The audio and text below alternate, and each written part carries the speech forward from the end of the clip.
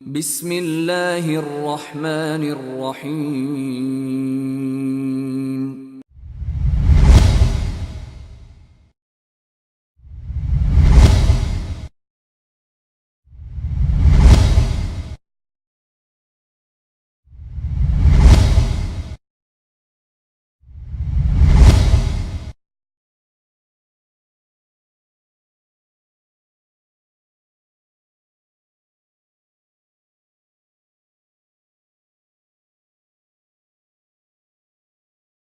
الحمد لله رب العالمين والصلاة والسلام على قائد الغر المحجلين نبينا محمد وعلى آله وصحبه أجمعين، وبعد، فأعوذ بالله السميع العليم من الشيطان الرجيم.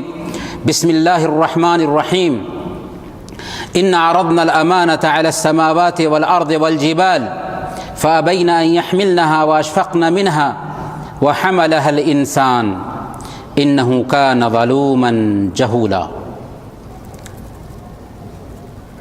محترم بزرگوں، دینی و ملی بھائیوں اور پردہ نشین ماؤں اور بہنوں،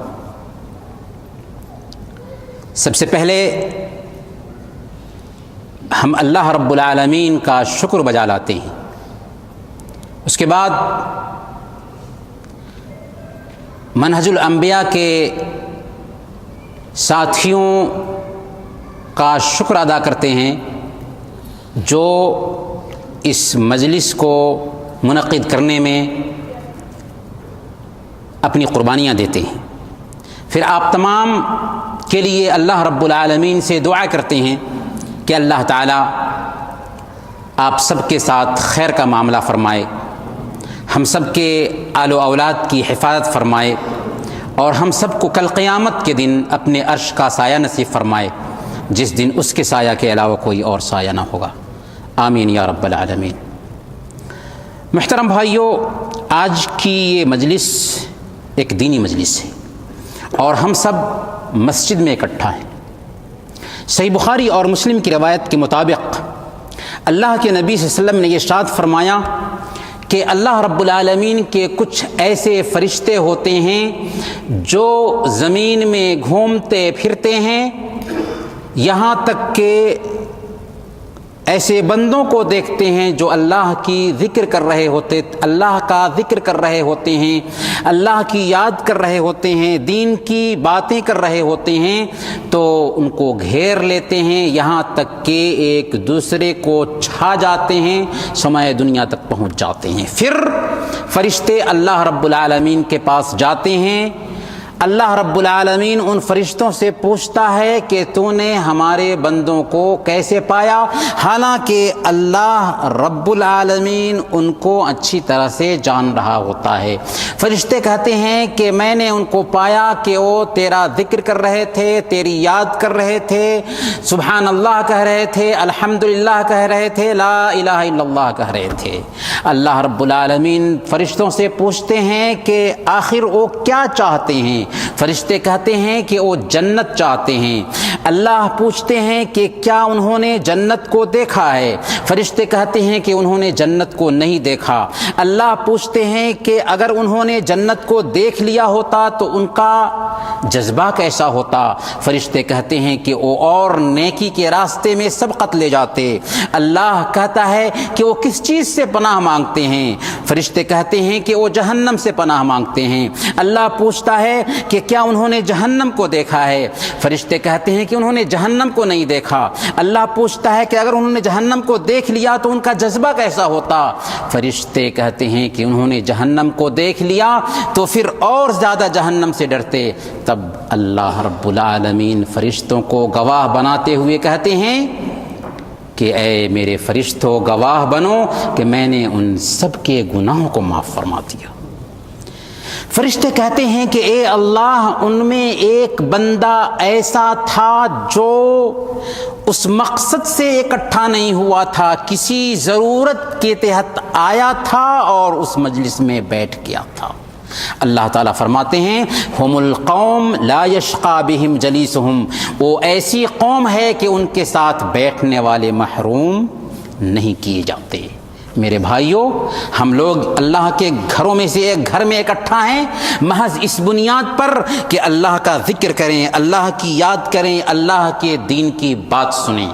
اس لیے سب سے پہلے اپنی نیتوں کو خالص کر لیجئے، اور آپ کا اس مسجد میں اکٹھا ہونا بہت بڑی توفیق کی بات ہے، ورنہ کتنے ایسے لوگ ہیں جو باہر میں ہیں، چھٹی کے ایام ہیں، وہ ایسے ہی دوسرے کاموں میں مشغول ہیں، لیکن اللہ نے آپ کو توفیق دی کہ آپ اس مسجد میں اکٹھا ہوئے اللہ کے دین کی نسبت سے، اور اللہ رب العالمین کا اگر ہمارے اندر نیت صحیح ہے تو معافی کا اعلان بھی ہوگا ہمارے حق میں۔ میرے بھائیو، آج کی مجلس میں ہماری گفتگو کا ٹاپک ہوگا امانت کی حفاظت کریں۔ امانت کیا ہے؟ امانت خیانت کا اپوزٹ ہے، اور امانت امن سے نکلا ہے، اور امن کا مطلب ہوتا ہے نفس کا سکون اور ڈر کا ختم ہونا۔ چونکہ امانت کی ادائیگی کرنے کی وجہ سے ایک انسان کے نفس میں سکون آتا ہے اور اس کے نفس کا ڈر جاتا ہے، اور اگر ایک انسان خیانت کرتا ہے تو عجیب طریقے سے اس کا نفس ٹینشن کا شکار ہوتا ہے، اور اس کے اندر اللہ کا بھی ڈر پیدا ہوتا ہے۔ اسی لیے امانت کو اس ناحیہ سے امانت کہا گیا، اور شریعت کی اصطلاح میں امانت کہتے ہیں کل حق لزمک اداؤہ وحفظہ، ہر وہ حق جس کی ادائیگی اور جس کی حفاظت آپ کی ذمہ داری ہے۔ دنیا کے جتنے بھی حقوق ہو سکتے ہیں جس کی حفاظت کی ذمہ داری آپ کی بنتی ہے، اور اس کی ادائیگی آپ کے اوپر لازم ہوتی ہے، وہ امانت ہے۔ اس ناحیہ سے عام طور پر جو یہ سوچا جاتا ہے کہ امانت کیا ہے، آپ کا سامان اگر ہمارے پاس ہے تو میں اس سامان کو اچھے طریقے سے رکھوں اور پھر آپ کے حوالے کر دوں، یہ امانت ہے۔ یہ امانت کا ایک خاص مفہوم ہے، لیکن اصل میں امانت صرف یہی نہیں ہے، امانت پورے دین کو شامل ہے۔ امانت عقائد بھی ہیں، امانت عبادات بھی ہے، امانت معاملات بھی ہیں، اور امانت اخلاقیات بھی ہیں، امانت معاشرت اور معیشت بھی ہے۔ یعنی پوری شریعت کا نام امانت ہے، پورے دین کا نام امانت ہے۔ گویا کہ آج ہم جس ٹاپک پہ گفتگو کر رہے ہیں، اس ٹاپک کا مفہوم اتنا نہ لیں کہ آپ کو اگر کسی نے کوئی سامان دیا ہے تو اس سامان کو ہو بہو مستحق تک پہنچا دیں۔ صرف یہ امانت نہیں ہے، بلکہ پوری شریعت امانت ہے۔ اللہ رب العالمین بیان فرماتا ہے سورہ الاحزاب آیت نمبر 72 میں، اِنَّا عَرَضْنَا الْأَمَانَةَ عَلَى السَّمَاوَاتِ وَالْأَرْضِ وَالْجِبَالِ فَأَبَيْنَ أَن يَحْمِلْنَهَا وَأَشْفَقْنَ مِنْهَا وَحَمَلَهَا الْإِنسَانُ إِنَّهُ كَانَ ظَلُومًا جَهُولًا۔ اللہ رب العالمین فرماتا ہے کہ ہم نے امانت کو پیش کیا، کس چیز پر؟ آسمان پر۔ لیکن آسمان اپنی بلندی، فرشتوں کا مسکن ہونے کے باوجود امانت کو اختیار کرنے سے انکار کر گیا اور ڈر گیا کہ میرے بس کی بات نہیں ہے، اسے میں اٹھا لوں۔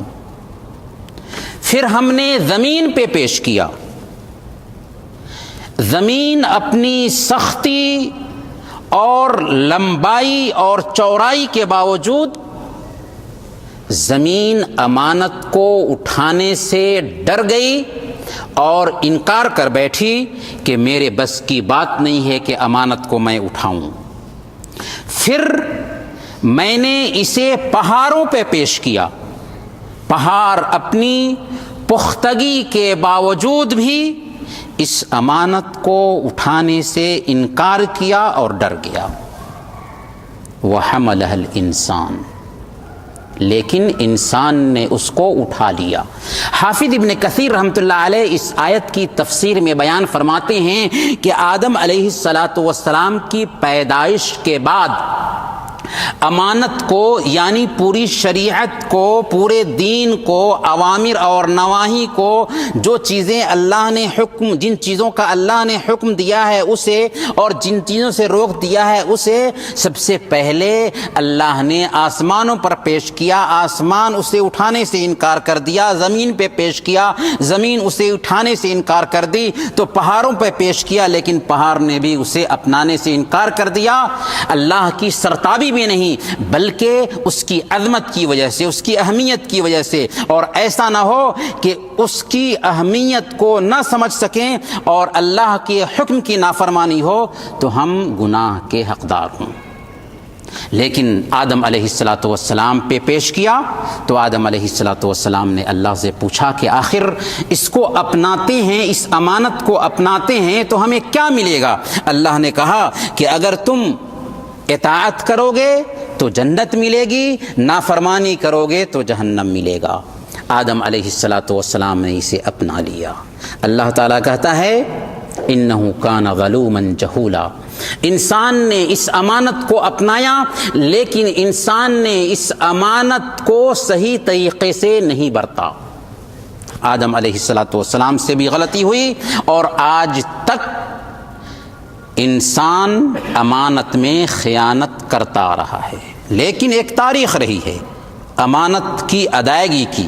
آج ہم دیکھیں گے کیسے امانت کی ادائیگی ہوئی ہے اور امانت دین کے کن کن شکلوں کو شامل ہے اور امانت ہمارے اندر کیسے آئے گی۔ میرے بھائیوں، جیسا کہ ہم نے کہا کہ امانت پوری شریعت کا نام ہے، اسی لیے امام قرطبی رحمۃ اللہ علیہ بیان فرماتے ہیں الامانۃ تعم جمیع وظائف الدین، امانت دین کے تمام وظائف کو، دین کے تمام احکام کو شامل ہے، اور دین میں بنیادی طور پر 4 چیزیں آتی ہیں: عقائد، عبادات، معاملات اور اخلاقیات۔ یہ 4 جو اسلام کی بنیادیں ہیں، امانت کا ان 4 جگہوں پر عمل دخل ہے۔ اس لیے سب سے پہلے نمبر پر عقائد میں توحید کا درجہ آتا ہے۔ توحید امانت ہے۔ ایک اللہ کی عبادت کرنا، ایک اللہ کے سامنے سر جھکانا، ایک اللہ کو مشکل دور کرنے والا اور ضرورت پوری کرنے والا ماننا، یہ امانت ہے۔ اور شرک سب سے بڑی خیانت ہے۔ آخر اس انسان سے بڑھ کر خائن کون ہوگا جو اللہ رب العالمین کے علاوہ کسی اور کو مشکل دور کرنے والا مانتا ہے؟ اس انسان سے بڑھ کر خائن اور کون ہوگا جو اللہ رب العالمین کے علاوہ کسی اور کو مدد کرنے والا مانتا ہے؟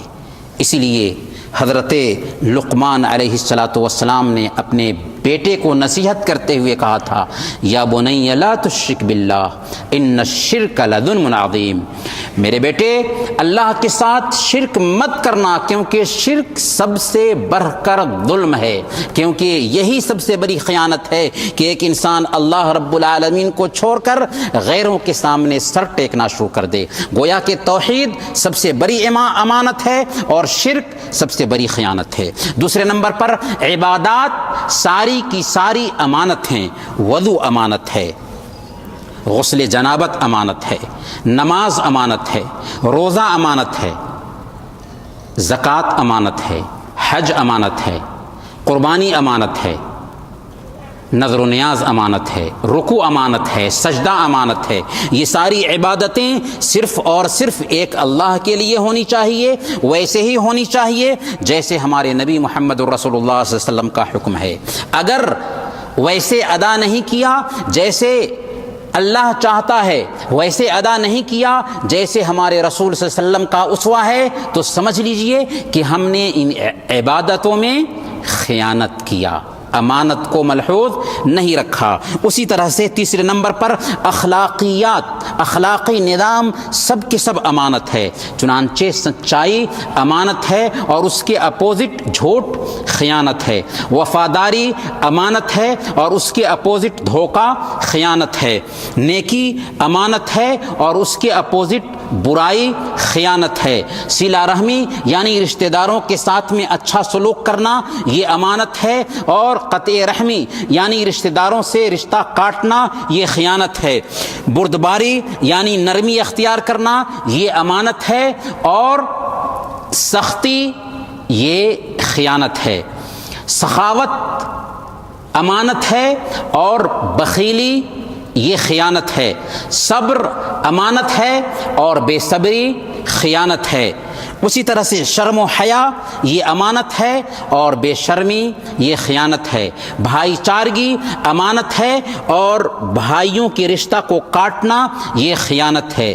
اسی طرح سے ہم دیکھتے ہیں کہ جتنے بھی گناہ ہیں، قتل ہے، زنا ہے، چوری ہے، غصب ہے، غیبت ہے، چغل خوری ہے، بہتان ہے، بغض و حسد ہے، کینہ کپٹ ہے، یہ سب کے سب امانت کے خلاف ہے، یعنی خیانت ہے۔ گویا کہ اخلاقی نظام سارا کا سارا امانت ہے۔ اسی طرح سے ہمارے جسم کے جتنے بھی اعضاء و جوارح ہیں یہ سب کے سب اللہ کی دی ہوئی امانت ہے۔ ان امانتوں کو ویسے ہی استعمال کرنا ہے جیسے ہمارے خالق اور مالک کی مرضی ہے۔ چنانچہ زبان امانت ہے، اس زبان سے اچھی بات کی جائے، سچی بات کی جائے۔ اگر کوئی غیبت کرتا ہے تو یہ خیانت ہے، چغل خوری کرتا ہے تو یہ خیانت ہے، یہاں تک کہ اگر کوئی مذاق کے طور پر کسی کو جھوٹ بولتا ہے تاکہ دل لگی کی جائے، مذاق کیا جائے، تو یہ بھی خیانت ہے۔ چنانچہ اللہ کے نبی صلی اللہ علیہ وسلم کی حدیث ہے ویل للذی یحدث بالحدیث لیضحک بہ القوم فیکذب ویل لہ ویل لہ، ہلاکت ہے، بربادی ہے ایسے انسان کے لیے جو لوگوں کو ہنسانے کے لیے جھوٹ بولتا ہے تاکہ لوگ ہنسیں، جھوٹ بولتا ہے تاکہ لوگ ہنسیں اور لوگوں کو ہنسایا جائے۔ اللہ کے نبی صلی اللہ علیہ وسلم فرماتے ہیں کہ اس کے لیے تباہی ہے، اس کے لیے تباہی ہے، اس کے لیے تباہی ہے۔ اور سنن ابی داؤد کی روایت کے مطابق اللہ کے نبی صلی اللہ علیہ وسلم بیان فرماتے ہیں کبرت خیانۃ ان تحدث اخاک حدیثا هو لك به مصدق وانت له به کاذب، بہت بڑی خیانت ہے کہ تم اپنے بھائی کو کوئی بات بیان کرو، تم جھوٹ بول رہے ہو حالانکہ تمہیں وہ سچ سمجھ رہا ہے۔ اگر کوئی انسان کسی آدمی سے مذاق کے طور پر بھی کوئی بات کہتا ہے، آپ کی نوکری چلی گئی حالانکہ اس کی نوکری نہیں چلی گئی تھی، صرف مذاق کے لیے آپ نے انڈیا میں کسی ساتھی کو جو چھٹی پہ گیا تھا فون کیا اور کہا کہ آپ کے ساتھ میں کمپنی نے ایسا کیا ہے، دل لگی کی خاطر، یہ جھوٹ ہے، یہ خیانت ہے۔ اسلام نے اس بات کی قطعاً اجازت نہیں دی، یہاں تک کہ اسلام اس بات سے روکتا ہے کہ ایک ماں اپنے بچے کو مٹھی بند کر کے بلائے اور بچہ سمجھے کہ ماں مجھے کچھ دینا چاہتی ہے، یہ بھی جھوٹ ہے۔ عامر بن عبداللہ سنن ابی داؤد کی روایت کے مطابق بیان فرماتے ہیں کہ میری ماں نے مجھے بلایا، اللہ کے نبی صلی اللہ علیہ وسلم وہیں پر موجود تھے، آپ نے فرمایا تم کیا دینا چاہتی ہو؟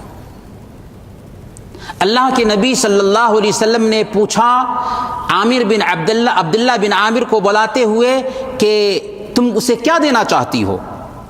تو انہوں نے کہا کہ میں ایک کھجور دینا چاہتی ہوں۔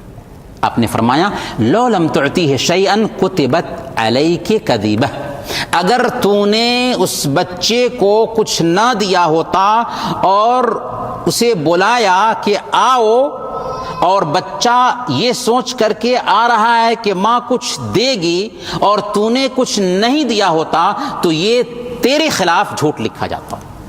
تو اس حد تک ہماری شریعت اس بات کا ہمیں پابند کرتی ہے کہ زبان کی حفاظت کریں، زبان کو امانت سمجھیں اور خیانت سے بچیں۔ اسی طرح سے کان امانت ہے،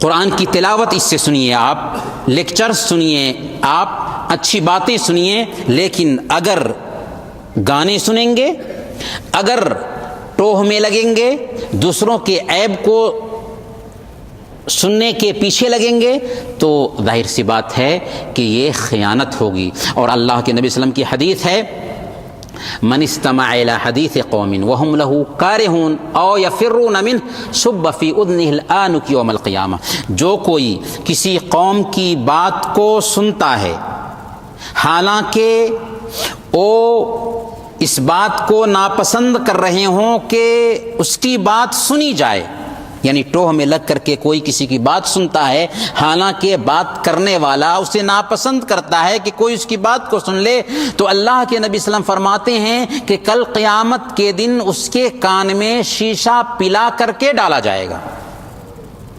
یہ ٹوہ میں لگنا ہے، کسی کی جاسوسی کرنی ہے، کسی کے عیب کو جاننے کی کوشش کرنی ہے، اور اس بات سے ہماری شریعت روکتی ہے، یہ کان کے ساتھ خیانت ہے۔ اسی طرح سے آنکھ کے ساتھ امانت یہ ہے کہ آنکھ سے اچھی چیزیں دیکھی جائیں اور بری چیزیں نہ دیکھی جائیں۔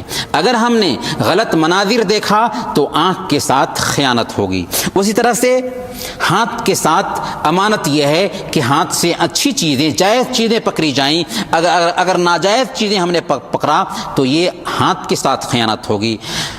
پیر کے ساتھ امانت یہ ہے کہ پیر کو جائز جگہ پر لے جایا جائے، اگر پیر سے چل کر کے ناجائز جگہ پر گئے ہیں تو یہ پیر کے ساتھ خیانت ہے۔ گویا کہ جسم کے ایک ایک حصے کے ساتھ امانت داری ہونی چاہیے اور خیانت سے بچنا چاہیے۔ اسی طرح سے 5ویں نمبر پر اولاد جو اللہ رب العالمین نے ہمیں عطا کی ہے، یہ بھی امانت ہے، اس کی بھی صحیح تربیت ہونی چاہیے، دین پر اس کو صحیح تعلیم دینی ہوگی۔ اگر ہم نے اپنے بچوں کو صحیح تربیت نہیں دیا، اگر ہم نے دین کی تعلیم نہیں دی، تو یہ ہم نے اپنے بچوں کے ساتھ خیانت کیا۔ اللہ کے نبی صلی اللہ علیہ وسلم کی سنن ابی داؤد کی روایت کے مطابق حدیث ہے، مروا اولادکم بالصلاۃ وهم ابناء 7 سنین واضربوهم علیہا وهم ابناء 10 وفرقوا بینہم بالمضاجع، کہ تمہارے بچے جب 7 سال کے ہو جائیں تو انہیں نماز کا حکم دو، اور جب وہ 10 سال کے ہو جائیں اور نماز ادا نہ کرتے ہوں تو ان کی پٹائی کرو اور ان کے بستروں کو الگ کر دو۔ اس سے پتہ یہ چلا کہ ہمارے بچے اس بات کے محتاج ہیں کہ ہم اپنے بچوں کو دین کی صحیح تربیت دیں۔ مائیں اپنی بچیوں کے سامنے میں نماز ادا کریں، بچیاں خود بخود دیکھ کر کے نقل کریں گی۔ باپ اپنے بچوں کو لے کر کے مسجد جائیں، بچے خود بخود نقل کریں گے، بعد میں ان بچوں کو کہنے کی ضرورت نہیں ہوگی۔ آج ہم اپنے بچوں کی نافرمانی کی شکایت کیوں کرتے ہیں؟ اس لیے کہ ہم نے بچپن میں بچوں کو صحیح تربیت نہیں دیا۔ سن لیجئے، صحیح بخاری اور مسلم کی روایت ہے، اللہ کے نبی صلی اللہ علیہ وسلم نے بیان فرمایا، ما من عبد یسترعیہ اللہ رعیہ یموت یوم یموت وهو غاش لرعیتہ الا حرم اللہ علیہ الجنہ۔ جس بندے کو بھی اللہ تعالیٰ اس کے ماتحت میں کسی کو کرتا ہے اور وہ اس حالت میں مرتا ہے کہ اپنی ماتحت کے ساتھ دھوکہ کا معاملہ کر رہا تھا، خیانت کا معاملہ کر رہا تھا، تو اللہ تعالیٰ نے ایسے انسان پر جنت کو حرام ٹھہرایا ہے۔ بہت سخت وعید ہے۔ اس لیے امانت اولاد کے ساتھ یہ ہے کہ ان کی صحیح تربیت کی جائے، اور اس کی تربیت سے بے توجہی برتنا یہ اولاد کے ساتھ خیانت ہے۔ بیوی بھی امانت ہے۔ اللہ کے نبی صلی اللہ علیہ وسلم نے حجۃ الوداع کے موقع سے بیان فرمایا تھا، فاتقوا اللہ فی النساء فإنکم اخذتموہن بامانۃ اللہ۔ اے لوگو، عورتوں کے بارے میں اللہ کا ڈر رکھنا، کیونکہ تم نے عورتوں کو اللہ کے امان اور عہد و پیمان کے ذریعہ حاصل کیا ہے۔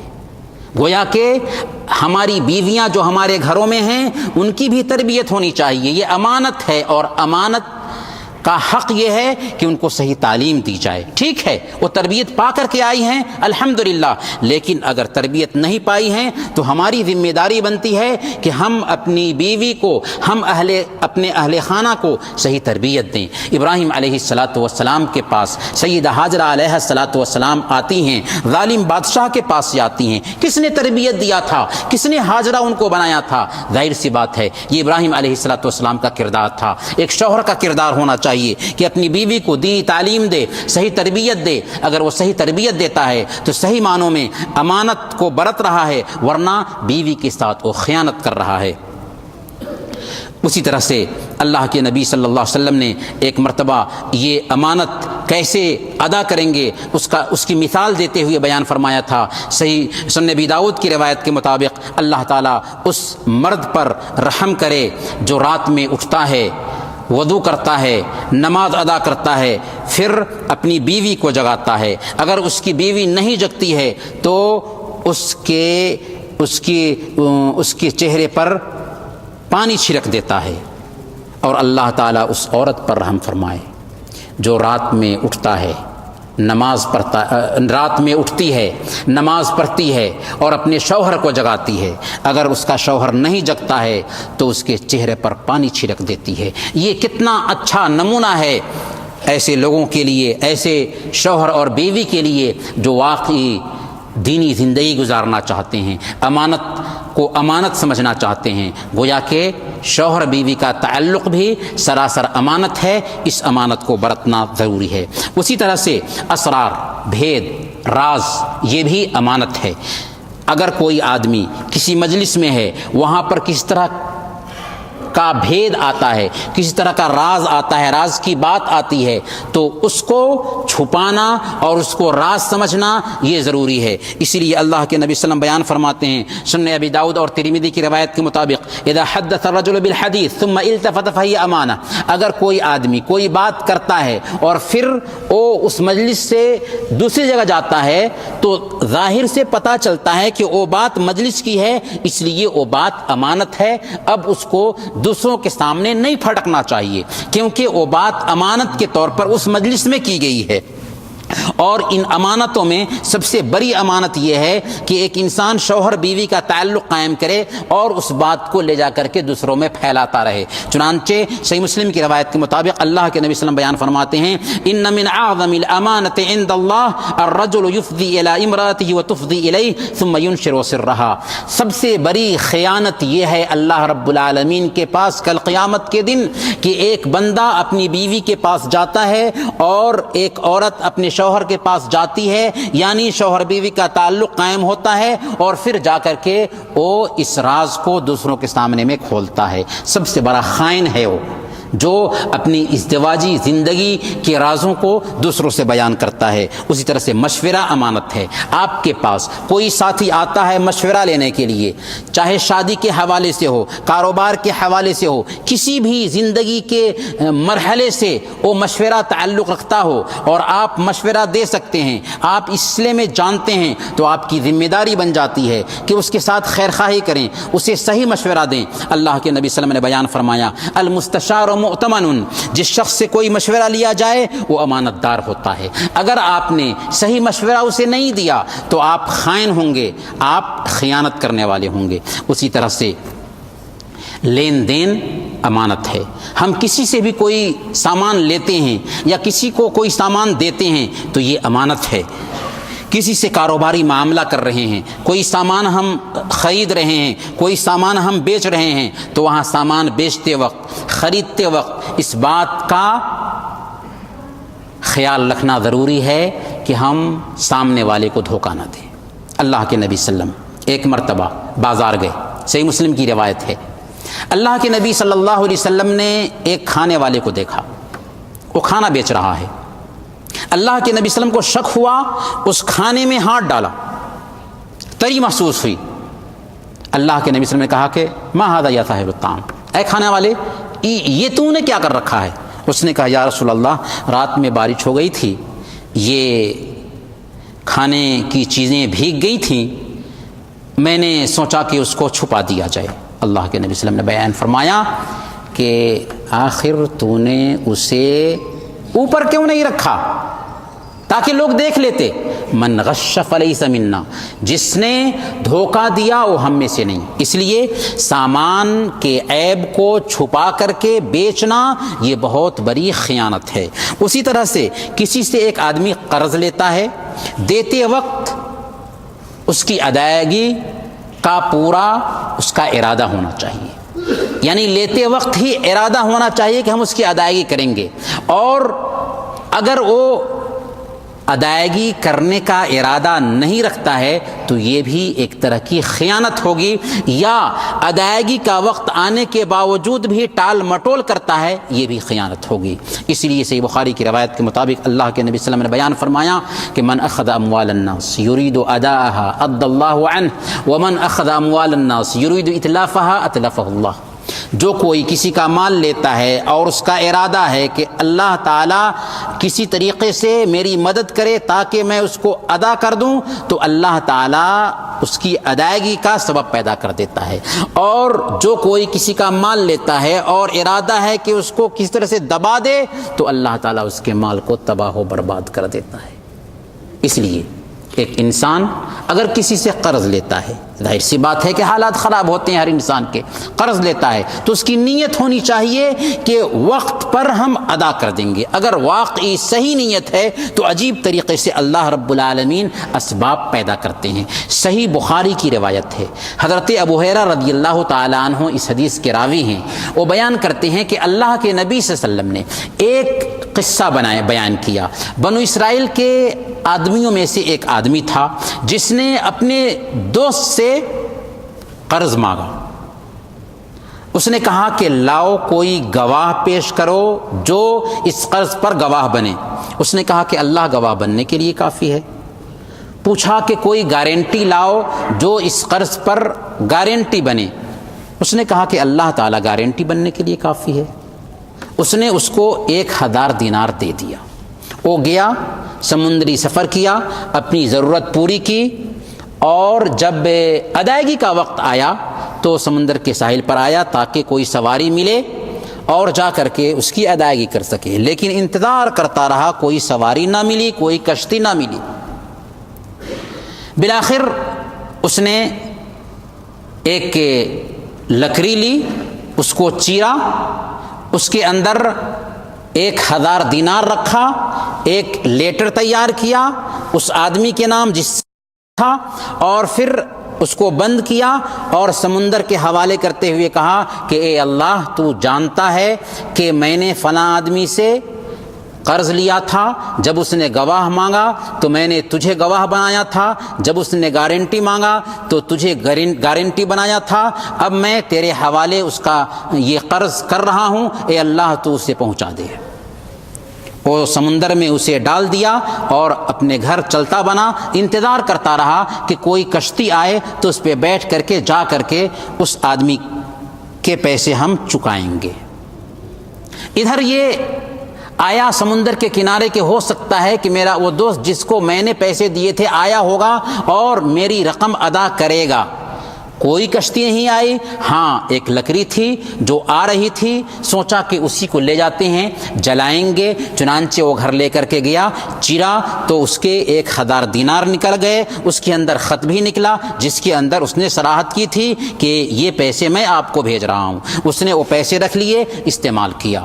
کچھ دنوں کے بعد کشتی ملی، وہ آیا تو 1000 دینار لے کر کے اس کے گھر گیا، اس سے کہا کہ بھائی جان مجھے معاف کرنا کہ تاخیر ہوئی ادائیگی میں۔ اس نے کہا کہ آپ نے لکڑی میں جو پیسے بھیجے تھے اللہ نے اسے ہم تک پہنچا دیا۔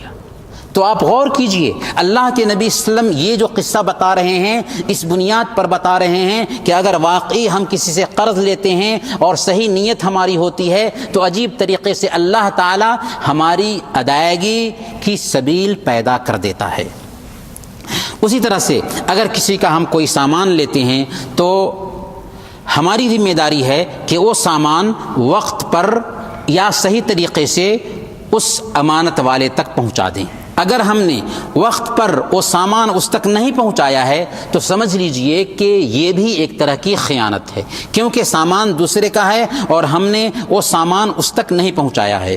اللہ رب العالمین بیان فرماتا ہے ان اللہ یأمرکم ان تؤدوا الامانات الی اہلھا، اللہ تعالیٰ اس بات کا حکم دیتا ہے کہ امانتوں کو ان کے مستحقین تک پہنچا دو۔ اس لیے امانتوں کو حق رکھنے والوں تک پہنچانا ہماری ذمہ داری ہے۔ اللہ کے نبی صلی اللہ علیہ وسلم کی سیرت کو پڑھیے گا تو آپ کو پتہ چلے گا کہ او اہل عرب جو ہر طرح کی برائی میں ڈوبے ہوئے تھے، ان کے بیچ میں اللہ کے نبی صلی اللہ علیہ وسلم کو لوگ محمد نام سے پکارنے کے بجائے صلی اللہ علیہ وسلم الامین الصادق کہہ کر پکارا کرتے تھے۔ یعنی آپ کے اندر ایسی امانت داری تھی، ایسی سچائی تھی کہ لوگ آپ کا نام بھول گئے تھے اور الامین کہتے تھے، امانت دار انسان، سچا انسان۔ یہ امانت داری ایسی تھی اللہ کے نبی صلی اللہ علیہ وسلم کی کہ ہجرت کے موقع سے لوگوں نے آپ کے گھر کی گھیرا بندی کر رکھی ہے، سارے قبائل کے لوگ تلوار بے نیام کیے ہوئے ہیں، لیکن اس وقت اللہ کے نبی صلی اللہ علیہ وسلم کو فکر ہے تو ان کی امانت کی فکر ہے۔ چنانچہ اللہ کے نبی صلی اللہ علیہ وسلم حضرت علی رضی اللہ تعالیٰ عنہ کو اپنے بستر پر سلاتے ہیں اور تاکید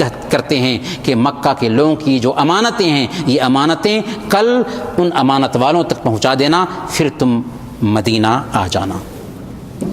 اللہ کے نبی صلی اللہ علیہ وسلم نے اسی پر بس نہیں کیا بلکہ مختلف انداز میں ہمیں بتایا کہ کیسے امانت کی ادائیگی ہونی چاہیے، یہاں تک کہ بہت سارے قصے سنائیں تاکہ ان قصوں کو سمجھ کر کے ہم بھی امانت دار بنیں اور ہماری زندگی کے اندر بھی امانت داری آئے۔ انہی قصوں میں سے ایک قصہ ہے، صحیح بخاری کی یہ روایت ہے، حضرت ابو ہریرہ رضی اللہ تعالیٰ عنہ بیان فرماتے ہیں اللہ کے نبی صلی اللہ علیہ وسلم نے فرمایا کہ ایک آدمی نے دوسرے آدمی سے زمین خریدا، ایک آدمی نے دوسرے آدمی سے زمین خریدا۔ زمین خریدنے والا جب زمین کو جوتنے گیا تو زمین کے اندر اسے سونے کا تھیلا ملا، گولڈ کا تھیلا ملا۔ وہ لیا اور بیچنے والے کے پاس دوڑا گیا، کہا کہ بھائی جان، میں نے آپ سے زمین خریدی تھی، یہ سونے کا تھیلا آپ کی زمین میں ملا ہے، ظاہر سی بات ہے میں نے قیمت زمین کی دی تھی، اس تھیلے کی نہیں دی تھی، اس لیے یہ تھیلا جو سونے کا ہے آپ رکھیے۔ اس نے کہا کہ نہیں، میں نے زمین بیچا تو زمین سے جو چیز نکلے گی وہ آپ ہی کی ہوگی، اس لیے میں نہیں لے سکتا۔ عجیب بات ہے، ہمارے جیسے لوگ ہوتے تو ذرا غور کیجیے اس حدیث پر۔ اس آدمی نے زمین کھودا تھا اکیلے میں، اس کے لیے آسان تھا کہ جب گولڈ کا تھیلا ملا تو اسے دبا دیتا اور کسی کو پتہ بھی نہ دیتا، اور پھر جب وہ لے کر کے گیا ہے زمین بیچنے والے کے پاس تو اس کے لیے بھی آسان تھا، کہہ دیتا کہ بھائی جان آپ کا بہت بہت شکریہ، میرا یہ تھیلا گم ہو گیا تھا، ایک زمانہ پہلے میں نے زمین میں دفن کیا تھا، نہیں مل رہا تھا، آپ کا شکریہ کہ آپ نے پہنچا دیا۔ لیکن ان دونوں نے ایسا نہیں کیا، بلکہ ہر ایک لینے سے انکار کر رہا ہے۔ ہم نے زمین بیچتی ہے، تھیلا آپ کا ہے، لیکن زمین خریدنے والا کہہ رہا ہے کہ زمین آپ کی ہے، تو ظاہر سی بات ہے کہ میں نے زمین خریدی ہے، تھیلا نہیں لیا، آپ لیجئے۔ تیسرے آدمی کے پاس میں فیصلہ کے لیے گئے تو تیسرے آدمی نے فیصلہ کرتے ہوئے کہا کہ آپ کے پاس بیٹا ہے؟ کہا کہ ہاں میرے پاس بیٹا ہے۔ آپ کے پاس بیٹی ہے؟ کہا کہ ہاں میرے پاس بیٹی ہے۔ اس نے کہا کہ دونوں کی آپس میں شادی کر دو اور یہ پیسے اسی پہ خرچ کرو اور صدقہ اور خیرات بھی کرو۔ اللہ کے نبی صلی اللہ علیہ وسلم یہ حدیث بیان کر رہے ہیں، کس لیے؟ یہ بتانے کے لیے کہ امانت دار ایسے ہونا چاہیے، مسلمان کے اندر امانت داری اس حد تک آنی چاہیے۔ اسی طرح سے ذمہ داری بھی امانت ہے۔ اگر ہم کو کوئی کسی طرح کی کوئی ذمہ داری دی جاتی ہے تو یہ امانت ہوگی، اور صحیح بخاری کی روایت کے مطابق اللہ کے نبی صلی اللہ علیہ وسلم نے بیان فرمایا کلکم راع وکلکم مسئول عن رعیتہ، تم میں سے ہر آدمی نگراں ہے اور وہ اپنے ماتحت کے حوالے سے ذمہ دار ہے، اس سے پوچھا جائے گا اپنے ماتحت کے بارے میں۔ اس لیے ذمہ داری کے حوالے سے یہ قاعدہ ہے کہ کوئی بھی ذمہ داری کسی کو دی جا رہی ہے تو واقعی اس کی اہلیت رکھتا ہو، نااہل کو ذمہ داری نہ دی جائے۔ صحیح بخاری کی روایت ہے، حضرت ابو ہریرہ رضی اللہ تعالیٰ عنہ بیان فرماتے ہیں کہ اللہ کے نبی صلی اللہ علیہ وسلم ایک مرتبہ مجلس میں بیٹھے ہوئے تھے، ایک شخص آیا اور پوچھا کہ یا رسول اللہ متی الساعہ، اے اللہ کے نبی صلی اللہ علیہ وسلم ہمیں بتائیے کہ قیامت کب آئے گی۔ اللہ کے نبی صلی اللہ علیہ وسلم بات کر رہے تھے، بات میں لگے رہے، چنانچہ بعض صحابہ کہتے ہیں کہ ہم نے سمجھا کہ اللہ کے نبی صلی اللہ علیہ وسلم نے اس کی بات کو سنا لیکن توجہ نہیں تھی، بعض نے کہا کہ اللہ کے نبی صلی اللہ علیہ وسلم نے سنا ہی نہیں، یہاں تک کہ جب آپ نے بات ختم کی تو کہا کہ کہاں ہے قیامت کے بارے میں سوال کرنے والا؟ اس نے کہا یا رسول اللہ میں ہوں۔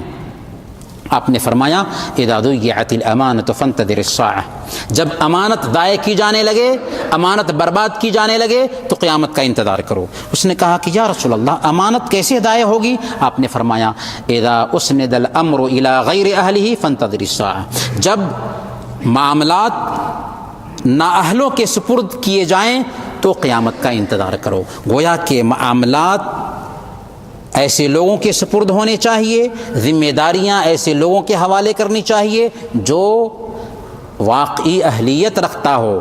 اگر اہلیت نہیں رکھتا ہے تو یہ بھی بہت بڑی خیانت ہے، اور اللہ کے نبی صلی اللہ علیہ وسلم نے اسی خیانت سے تعبیر کیا۔ اسی طرح سے اگر ہم ذمہ دار ہیں، اگر ہم کسی بھی معاملے کے ذمہ دار ہیں، ایک کمپنی میں بھی ذمہ داری کیوں نہیں ہے، تو الٹا سیدھا کر کے، حساب ادھر ادھر کر کے اگر ہم کچھ پیسے دبا لیتے ہیں تو یہ بھی خیانت ہے۔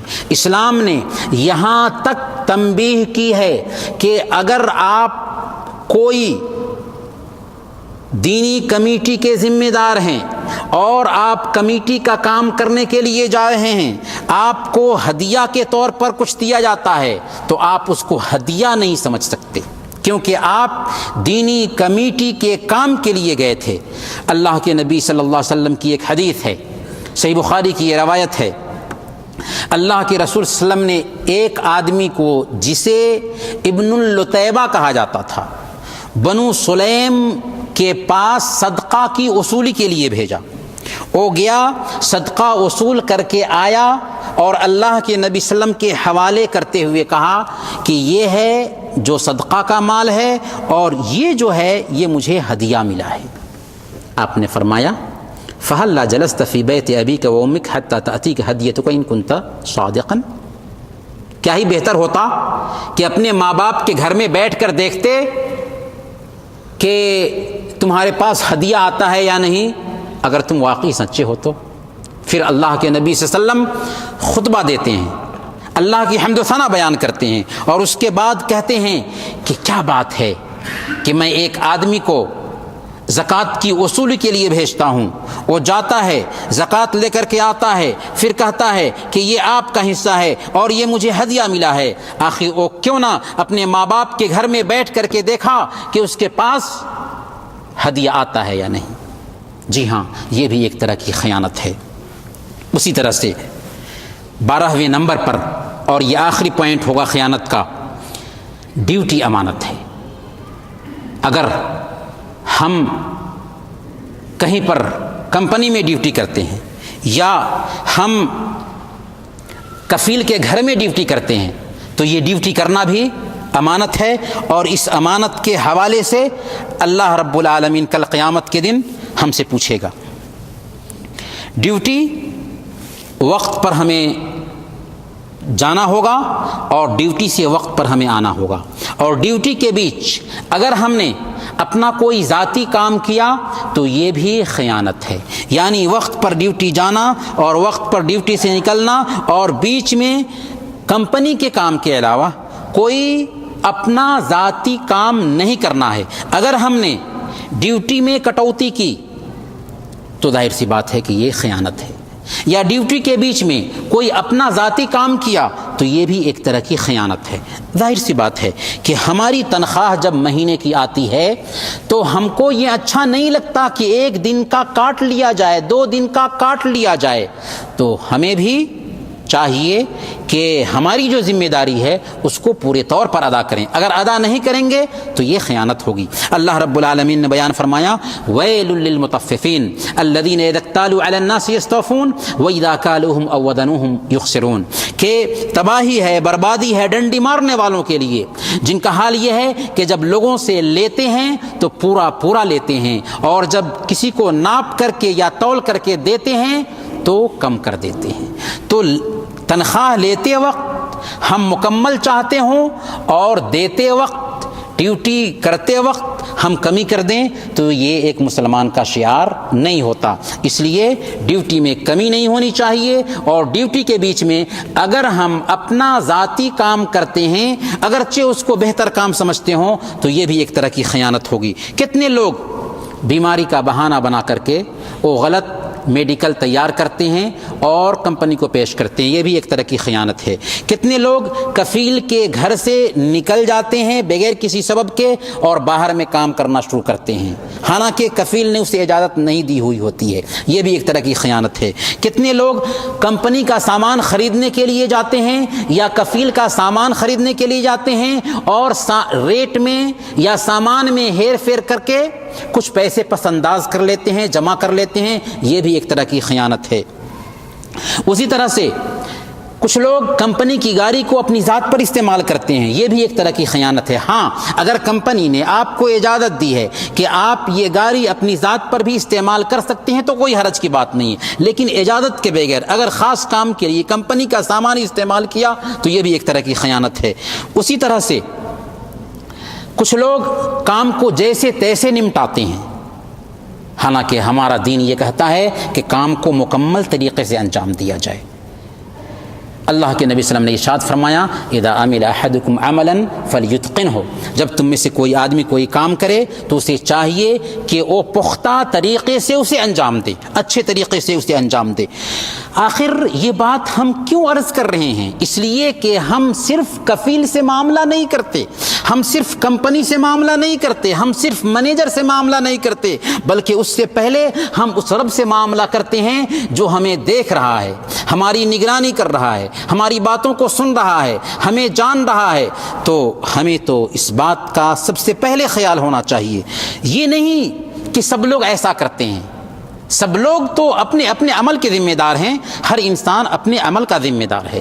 اللہ رب العالمین نے بیان فرمایا کل نفس بما کسبت رہینہ، ہر انسان اپنے کیے میں گرفتار ہے، جو انسان جیسا کرے گا ویسا پائے گا. اس لیے یہ شیطانی ایجنڈا ہے، یہ نہیں چلتا کہ سب لوگ ایسا کرتے ہیں، بلکہ ہمیں چاہیے کہ ہم اپنے آپ کو سدھاریں. لوگ کرتے ہیں تو کریں، لیکن میں نہیں کروں گا، کیونکہ یہ ایک طرح کی خیانت ہے اور خیانت سے ہمیں بچنا ہے. سوال یہ ہے کہ امانت ہمارے اندر کیسے آئے گی، امانت داری کیسے پیدا ہوگی؟ تو اس سلسلے میں دو نقطہ ہے جو اہم ہے اور ہمیں اپنے ذہن میں بیٹھانا چاہیے. پہلے نمبر پر ہمیں چاہیے کہ ہر وقت اللہ کی نگرانی کو اپنے اوپر طاری رکھیں، یعنی یہ سمجھیں کہ جس اللہ کے ساتھ ہم معاملہ کرتے ہیں وہ اللہ ہر وقت ہماری نگرانی کر رہا ہے، ہر وقت ہماری باتوں کو سن رہا ہے، ہر وقت ہمیں دیکھ رہا ہے، ہر وقت ہمیں جان رہا ہے. جب ایک بندہ یہ سوچے گا کہ اللہ تعالیٰ کا کیمرہ ہر وقت ہمارے اوپر لگا ہوا ہے تو ظاہر سی بات ہے کہ وہ آفس میں ہوگا، لیکن آفس میں کوئی ذاتی کام نہیں کرے گا، وہ کمپنی کے املاک کو اپنے املاک سمجھے گا، اس کو اپنے خاص کام میں استعمال نہیں کرے گا. دنیا کا ہر کام کرتے وقت وہ سمجھے گا کہ یہ امانت ہے اور امانت میں خیانت نہیں ہونی چاہیے. اسی لیے امام ابن جوزی رحمۃ اللہ علیہ نے صفت الصفوہ میں یہ بیان کیا ہے کہ نافع بیان کرتے ہیں کہ ابن عمر رضی اللہ تعالیٰ عنہ ایک مرتبہ مدینہ کے سفر میں تھے، ایک جگہ سے گزر رہے تھے تو ایک چرواہا دکھائی دیا. ابن عمر رضی اللہ تعالیٰ عنہ اس چرواہا کے پاس میں گئے اور اس سے کہا کہ تمہارے پاس بہت ساری بکریاں ہیں، ان بکریوں میں سے ایک بکری بیچ دو، ہم اس بکری کو یہیں پر ذبح کرتے ہیں، گوشت بنائیں گے اور کھائیں گے، تم کو بھی کھلائیں گے. اس نے کہا کہ یہ بکریاں میری نہیں ہیں بلکہ میرے مالک کی ہیں. ابن عمر رضی اللہ تعالیٰ عنہ نے امتحان کے طور پر اس سے کہا کہ ٹھیک ہے، مالک سے کہہ دینا کہ ان بکریوں میں سے ایک بکری کو بھیڑ نے کھا لیا ہے. اس نے کہا کہ ٹھیک ہے، مالک کو تو کہہ دیں گے فائن اللہ، لیکن اللہ کہاں ہے؟ اس کو ہم کیسے منا سکتے ہیں؟ اس سے ہم کیسے بچ سکتے ہیں؟ جی ہاں، یہ ہے اللہ کی نگرانی. چنانچہ ابن عمر رضی اللہ تعالیٰ عنہ فوراً اس کے مالک کا پتہ لگاتے ہیں اور اسے اس بکری کے ساتھ میں آزاد کر کے اس کے حوالے وہ بکری کر دیتے ہیں. تو اللہ کی نگرانی کا ایسے احساس ہونا چاہیے، اور جب ایک بندے کے اندر یہ احساس پیدا ہوگا تو عجیب طریقے سے وہ بندہ اللہ کی نگرانی میں ہوگا، اور جب اللہ کی نگرانی میں ہوگا تو امانت کا پاس و لحاظ رکھے گا۔ دوسرے نمبر پر امانت کی جو اہمیت ہے، امانت کا جو مقام اور مرتبہ ہے، امانت کے مقام اور مرتبہ کو بھی اگر ہم اپنے ذہن میں بیٹھائیں گے تو عجیب طریقے سے ہمارے اندر امانت آئے گی، اور خیانت سے ہم دور رہ پائیں گے۔ اور خیانت کے جو بھیانک نتائج ہیں، خیانت کی جو وعیدیں بیان کی گئی ہیں، اگر ان وعیدوں کو بھی ہم اپنے ذہن میں بیٹھائیں گے تو عجیب طریقے سے ہمارے اندر امانت داری آئے گی۔ چنانچہ خیانت کرنے والوں کے تعلق سے صحیح بخاری اور مسلم کی روایت کے مطابق اللہ کے نبی صلی اللہ علیہ وسلم نے ارشاد فرمایا، اذا جمع اللہ الاولین والآخرین یوم القیامہ یرفع لکل غادر لواء فقیل هذه غدرۃ فلان بن فلان۔ جب اللہ رب العالمین شروع کے سارے انسانوں کو اور بعد کے سارے انسانوں کو کل قیامت کے دن اکٹھا کرے گا تو جو لوگ خیانت کرنے والے تھے، جو لوگ دھوکہ دینے والے تھے، خیانت کرنے والوں کے لیے ایک جھنڈا نصب کیا جائے گا اور اس پہ لکھا ہوگا هذه غدرۃ فلان بن فلان، یہ خیانت ہے فلاں بن فلاں کی۔ کیسی ذلت ہوگی، ذرا تصور کیجئے، ایک معمولی کرسی یا ایک معمولی کوئی سامان ہم نے کسی کا دبا لیا تھا تو کل قیامت کے دن وہ سامان بھی ہمارے سامنے میں ہوگا اور ایک بورڈ لگا ہوا ہوگا جس پہ لکھا ہوگا کہ یہ فلاں بن فلاں کی خیانت ہے۔ بلکہ دوسری حدیث میں اللہ کے نبی صلی اللہ علیہ وسلم بیان فرماتے ہیں، بلکہ اللہ رب العالمین نے بیان فرمایا وَمَن يَغْلُلْ يَأْتِ بِمَا غَلَّ يَوْمَ الْقِيَامَةِ، جو کوئی بھی کوئی خیانت کرتا ہے کل قیامت کے دن خیانت کردہ چیز کو، خیانت کی ہوئی چیز کو اپنی پیٹھ پر لادے ہوئے آئے گا۔ صحیح بخاری اور مسلم کی روایت ہے۔ اللہ کے نبی صلی اللہ علیہ وسلم نے ایک طویل حدیث میں، لمبی حدیث میں ایک مرتبہ خیانت کا ذکر کیا اور خیانت کی شناعت بیان کرتے ہوئے فرمایا کہ جس کسی نے دنیا میں کچھ بھی خیانت کی ہوگی اسے اپنے گردن میں لادے ہوئے میرے پاس آئے گا، یعنی اللہ کے نبی صلی اللہ علیہ وسلم کے پاس حاضر ہوگا۔ لمبی حدیث میں اللہ کے نبی صلی اللہ علیہ وسلم بیان فرماتے ہیں کہ اگر اونٹ ہوگا تو اونٹ کو گردن پہ لادے ہوگا اور وہ بلبلا رہا ہوگا، گھوڑا ہوگا تو وہ ہنہنا رہا ہوگا، کپڑے ہوں گے تو وہ اڑ رہے ہوں گے، بکری ہوگی تو وہ ممیا رہی ہوگی، جان ہوگی تو وہ چیخ مار رہی ہوگی، سونے چاندی ہوں گے تو وہ بھی اس کی گردن پر ہوں گے، اور وہ آ کر کے اللہ کے نبی صلی اللہ علیہ وسلم سے فریاد کرے گا اور کہے گا یا رسول اللہ اغثنی، اے اللہ کے نبی صلی اللہ علیہ وسلم آج میری مدد کیجئے۔ اللہ کے نبی صلی اللہ علیہ وسلم نے فرمایا کہ میں اسے کہوں گا لا املک لک شیئا قد ابلغتک، میں آج کے دن تیرے لیے کچھ کام نہیں آ سکتا، میں نے تجھے پہنچا دیا تھا، بات پہنچا دی تھی۔ اس لیے میرے بھائیوں، اگر میری بات کا خلاصہ کرنا چاہیں تو صرف اسی حدیث پہ خلاصہ ہو سکتا ہے کہ اگر ہم نے کسی کی بھی کوئی امانت، کسی طریقے کی بھی امانت لی ہے تو اللہ کے واسطے اسے امانت والے تک پہنچا دیں، ورنہ وہ چیز کل قیامت کے دن ہماری رسوائی کا سبب بنے گی۔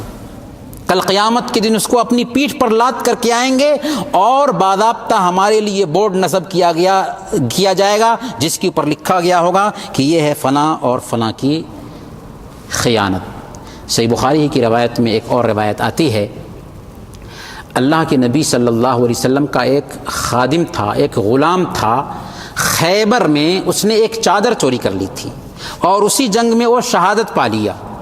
لوگوں نے اس کے حوالے سے مبارکبادی کے کلمات کہے تو اللہ کے نبی صلی اللہ علیہ وسلم نے کہا کہ ہرگز نہیں۔ اس نے خیبر کے مال غنیمت سے ایک چادر جو چورائی تھی، تقسیم سے پہلے وہ چادر چورانے کی وجہ سے وہ جہنم کی آگ میں سلگ رہا ہے۔ بات معمولی نہیں ہے، اس لیے امانت کو امانت سمجھنا چاہیے اور خیانت سے پورے طور پر دور رہنے کی کوشش کرنی چاہیے۔ محترم بھائیوں، ہماری جو عام گفتگو تھی یہیں پر ختم ہوتی ہے۔ ہمارے پاس میں اس موضوع سے متعلق کچھ سوالات ہوں گے جن کے جوابات آپ کے سامنے رکھے جائیں گے۔ اس سے پہلے میں جاننا چاہوں گا کہ ہمارے پاس کتنا وقت ہے۔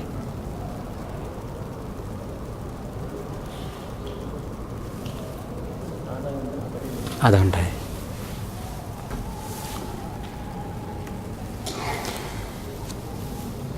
محترم بھائیو، امانت کے حوالے سے سب سے پہلا سوال یہ ہے کہ جب دین امانت ہے تو اس کے تعلق سے ہماری ذمہ داری کیا بنتی ہے؟ دین سراسر امانت ہے تو اس دین کے تعلق سے ہماری ذمہ داری کیا بنتی ہے؟ تو دین اللہ تعالیٰ نے ہمیں دیا، یہ اللہ رب العالمین کی توفیق ہے، اور Islam is by choice not by chance. اسلام اختیار کرنے کا نام ہے، چانس سے کوئی مسلمان نہیں بنتا۔ یہ عجیب اتفاق تھا کہ اللہ تعالیٰ نے ہم کو مسلمان بنا دیا، لیکن اب ہماری ذمہ داری یہ بنتی ہے کہ ہم اس دین کے حوالے سے قربانی دیں۔ اس دین کے مقابلے میں دنیا کی کوئی چیز نہیں آ سکتی ہے، اور اللہ تعالیٰ نے یہ دین صرف مسلمانوں کے لیے، صرف عربوں کے لیے نہیں بلکہ ساری انسانیت کے لیے دیا ہے۔ اس لیے اس دین کے تعلق سے ہماری 4 ذمہ داری بنتی ہے۔ کتنی ذمہ داری؟ 4 ذمہ داریاں بنتی ہیں۔ پہلے نمبر پر ہماری یہ ذمہ داری بنتی ہے کہ اس دین کو ہم سیکھیں۔ دین کو کیسے سیکھیں گے؟ دین کو ویسے ہی سیکھنا ہوگا جیسے ہمارے نبی نے دین سیکھنے کا طریقہ بتایا ہے، اور حدیث جبریل میں دین سیکھنے کا طریقہ مکمل طریقے سے بتا دیا گیا ہے۔ چنانچہ ہمیں چاہیے کہ سب سے پہلے نمبر پر اللہ کی ذات کے بارے میں جانیں، عقیدہ کی کتابیں پڑھیں، اللہ رب العالمین کی کتاب کو پڑھیں، یعنی قرآن کریم کو پڑھنا سیکھیں، تجوید کے ساتھ میں پڑھنا سیکھیں۔ اسی طرح سے اللہ کے نبی صلی اللہ علیہ وسلم کی سیرت کا مطالعہ کریں، اللہ کے نبی صلی اللہ علیہ وسلم کی اطاعت کو اپنے اوپر لازم کریں، کوئی ایسا کام نہ کریں جو اللہ کے نبی صلی اللہ علیہ وسلم کے اسوہ کے خلاف ہو۔ اسی طریقے سے ہمیں چاہیے کہ دین کہ اسلام کے ارکان کیا ہیں ان کو جانیں، ایمان کے ارکان کیا ہیں ان کو جانیں، احسان کیا ہے ان کو جانیں، نماز روزے کے مسائل کیا ہیں ان کو جانیں۔ یہ دین سیکھنے میں آتا ہے۔ دوسرے نمبر پر اگر ہم دین کی بنیادی باتیں جان جاتے ہیں تو دوسری ذمہ داری ہمارے سر یہ آتی ہے کہ جو کچھ ہم جانے ہیں اس کے مطابق ہم عمل کریں۔ ظاہر سی بات ہے، اگر ہم دین کو سیکھتے ہیں لیکن دین کے مطابق عمل نہیں کرتے ہیں تو اس کا کچھ فائدہ نہیں ہوگا۔ لہذا ہم دین کے مطابق عمل بھی کریں۔ عمل کرنے کے ساتھ ساتھ تیسری ذمہ داری ہماری یہ بنتی ہے کہ اس دین کی طرف، اس حق کی طرف دوسروں کو بلائیں بھی، کیونکہ ہمارے نبی کی حدیث ہے بلغوا عنی ولو آیہ، تمہیں اگر ایک آیت ہی معلوم ہے میری طرف سے منسوب کر کے، اگر واقعی آتھینٹک چیز معلوم ہے تو اسے دوسروں تک پہنچاؤ۔ کوئی بھی آتھینٹک بات ہمیں معلوم ہے تو اب ہماری ذمہ داری بن جاتی ہے کہ اسے دوسروں تک پہنچائیں۔ اس سلسلے میں ایک واقعہ مجھے یاد آ رہا ہے۔ ایک امریکن مسجد میں داخل ہوا اور نماز ختم ہونے کے بعد مائکرو فون لیا، سب لوگ ابھی بیٹھے ہوئے تھے، اسی بیچ وہ سورہ فاتحہ سنانا شروع کر دیا۔ پھر اس کی آنکھوں سے آنسو گرنے لگے اور وہ مائکرو فون رکھ کر کے چلتا بنا۔ امام نے اور مجلس کے سارے لوگوں نے جب دیکھا کہ ایک اجنبی انسان آیا ہے اور وہ سورہ فاتحہ سنا کر کے جا رہا ہے، اس کی آنکھوں سے آنسو گر رہے تھے، تو اس سے پوچھا کیا بات ہے بھائی، کیوں تم سورہ فاتحہ سنائے اور چلتے بنے؟ تو اس نے کہا کہ اس لیے کہ میں 3 دن پہلے مسلمان ہوا ہوں، اور میں نے اللہ کے نبی صلی اللہ علیہ وسلم کی ایک حدیث پڑھی ہے بلغوا عنی ولو آیہ، میری طرف سے اگر تجھے ایک آیت بھی پہنچتی ہے تو اسے دوسروں تک پہنچا دو۔ مجھے 7 آیتیں یاد ہو گئی تھیں، آخر میں دوسروں کو کیسے نہیں پہنچاتا۔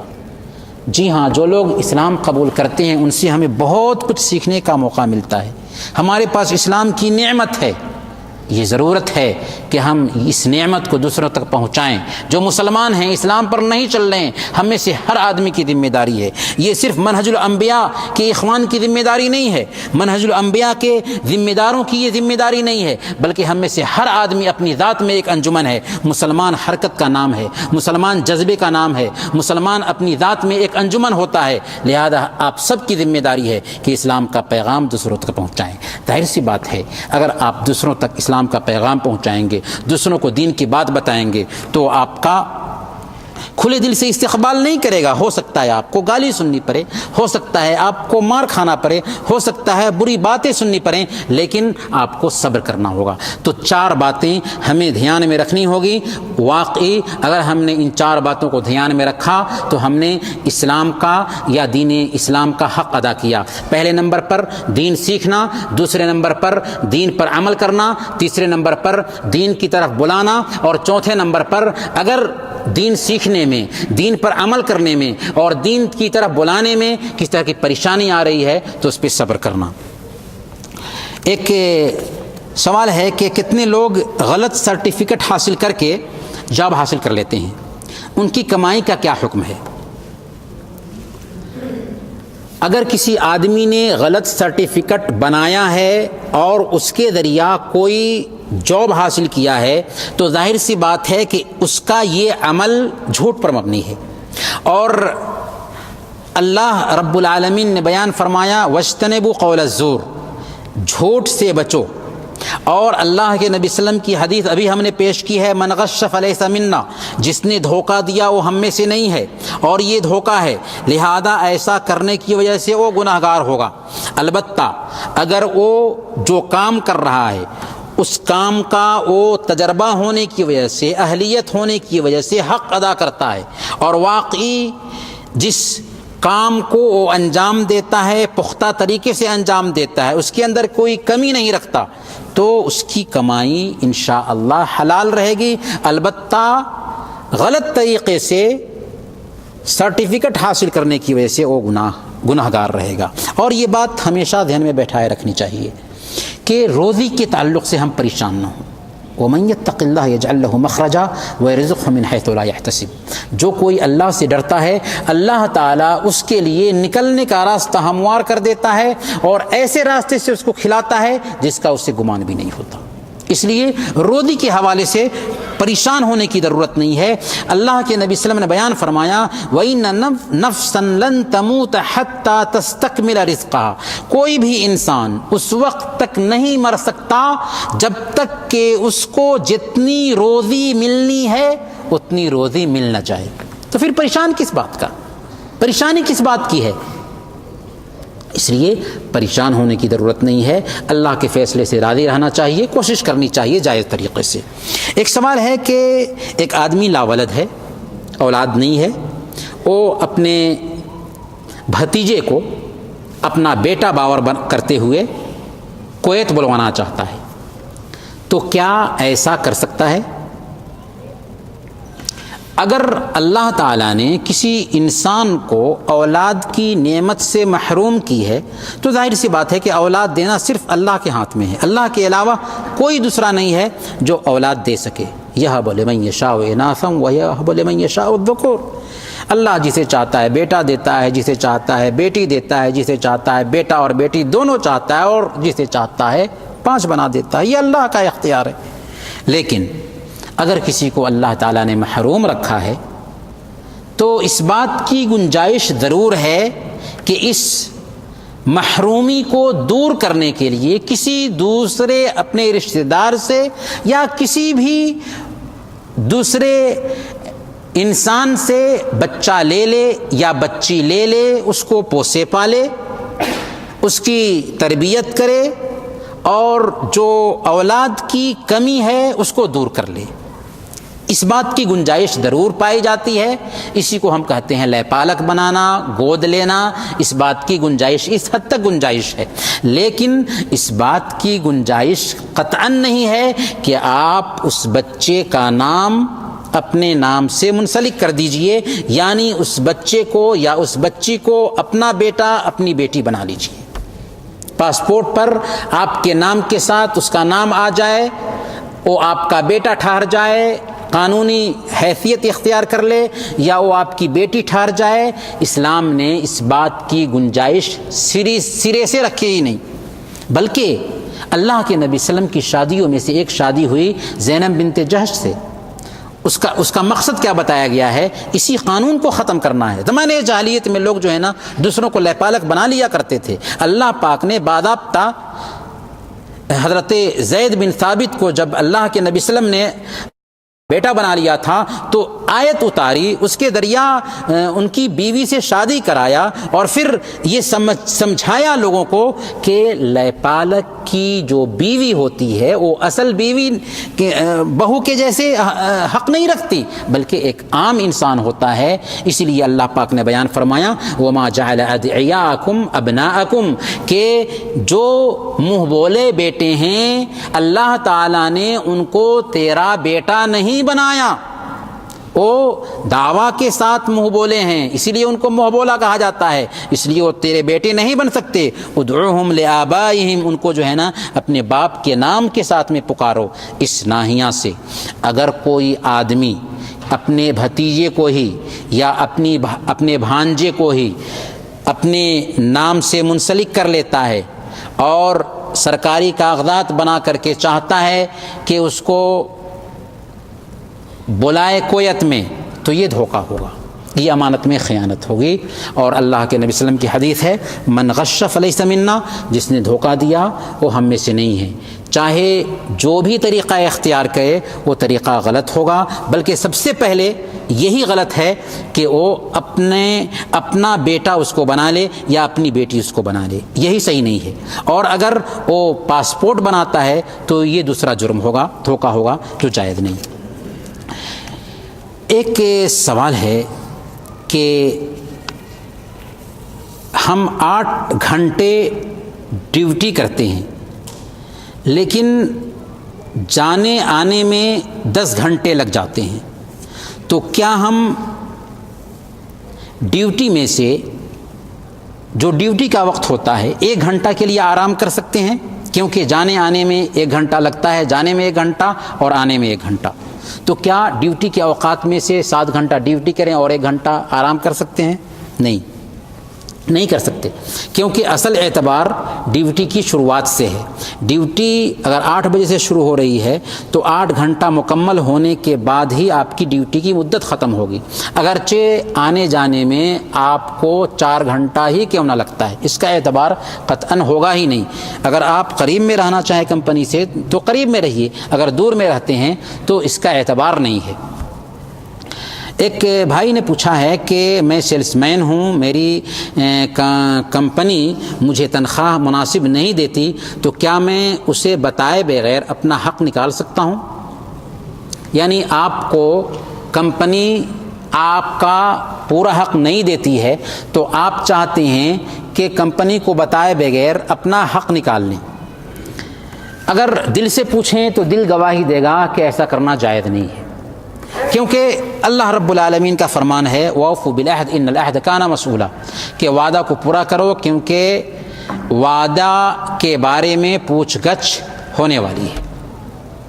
اور اللہ کے نبی صلی اللہ علیہ وسلم کی ایک حدیث ہے، سنن ترمذی کی روایت ہے، اللہ کے نبی صلی اللہ علیہ وسلم نے بیان فرمایا أَدِّ الْأَمَانَةَ إِلَى مَنْ ائْتَمَنَكَ وَلَا تَخُنْ مَنْ خَانَكَ، کہ جو تمہارے ساتھ امانت کا معاملہ کرتا ہے اس تک امانت پہنچاؤ، اور جو تمہارے ساتھ خیانت کرتا ہے اس کے ساتھ خیانت مت کرو۔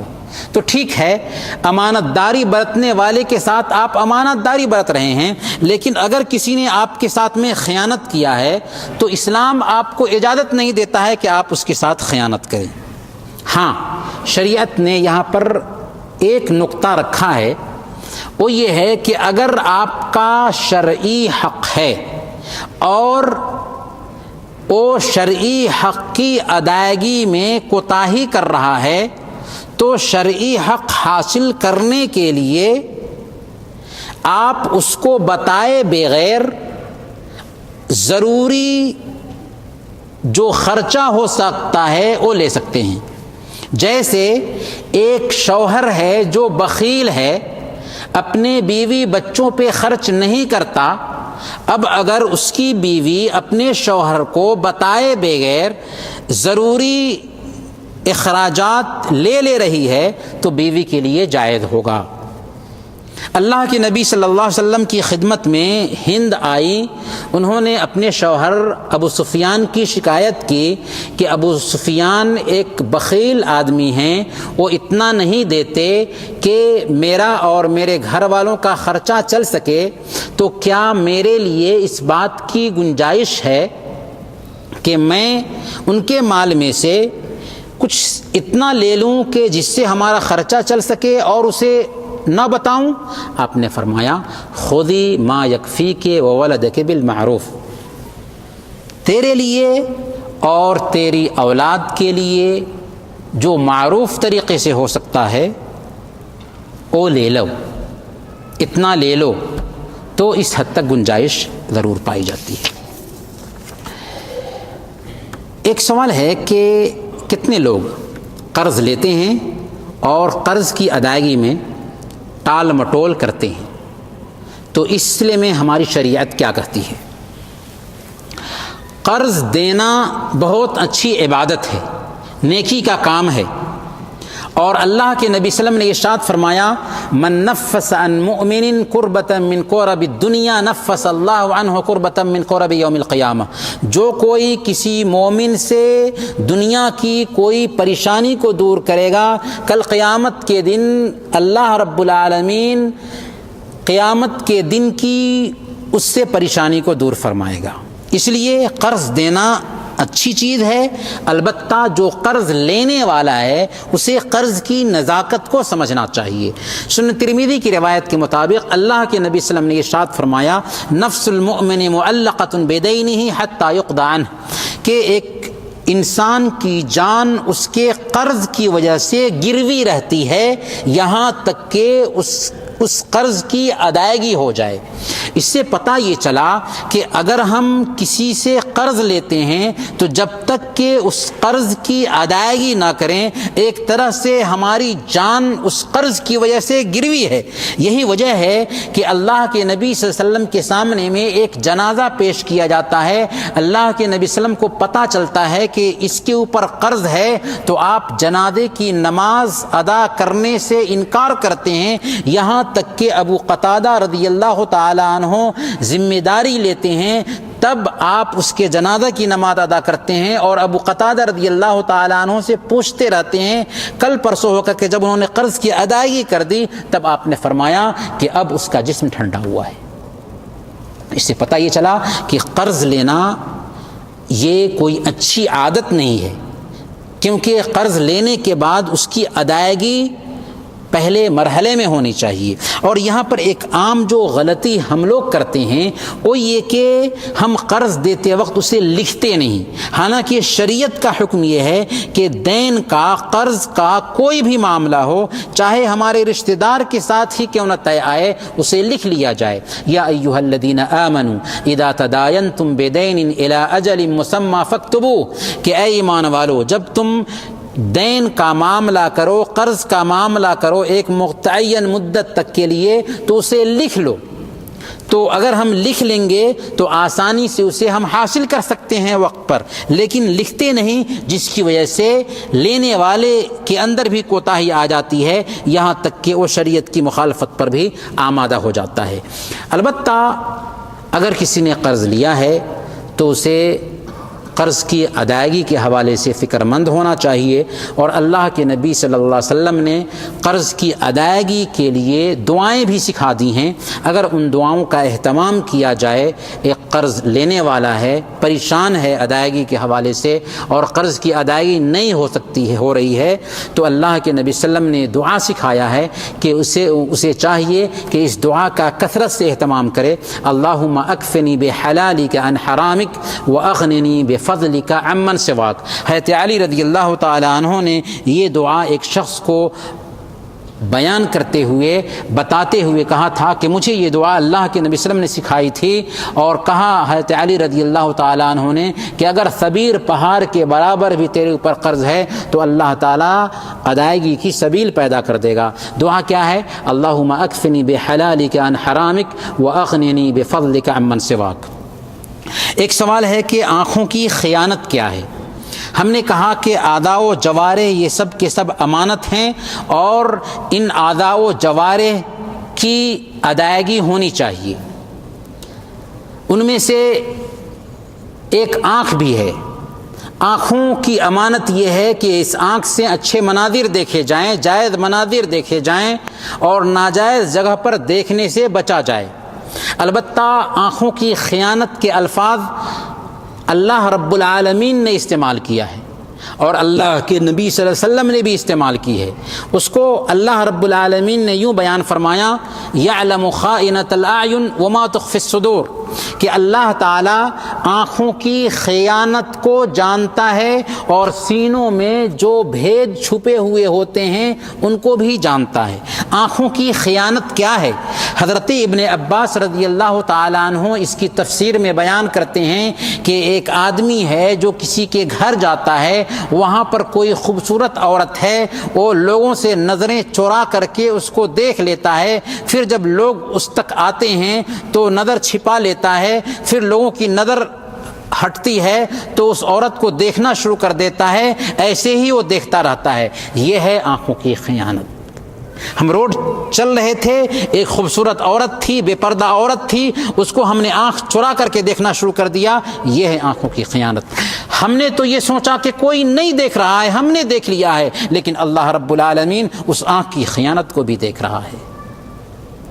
اور اللہ کے نبی صلی اللہ علیہ وسلم کا واقعہ ہے فتح مکہ کے موقع سے، جب اللہ کے نبی صلی اللہ علیہ وسلم مکہ میں داخل ہوئے تو چند ایسے لوگ تھے جن کی جان بخشی کا اعلان نہیں کیا، عام تمام لوگوں کی معافی کا اعلان کر دیا تھا، لیکن جو مجرم قسم کے لوگ تھے جن کا خون حلال تھا، ایسے چند لوگوں کے حوالے سے حکم دیا تھا کہ اسے قتل کر دیا جائے۔ انہی لوگوں میں سے ایک تھا عبداللہ بن ابی سرح۔